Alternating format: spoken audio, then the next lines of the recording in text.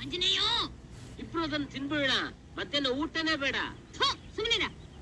ಹೋಗಮ್ಮ, ನಮ್ಮನೇನ್ ಭಿಕ್ಷುಕರು ಅಂತ ತಿಳ್ಕೊಂಡಿದ್ದಾಳೆ. ಸುಮ್ಮನೆ ನಡಿಯ. ಅಬ್ಬಾ, ಎಷ್ಟು ಕಬ್ಬು ನೋಡು ಭಿಕ್ಷುಕರಿಗೆ. ನಿನ್ನೆ ಅನ್ನ ಅಲ್ದೆ ಬಿಸಿಯನ್ನ ಕೊಡಕ್ಕಾಗುತ್ತಾ?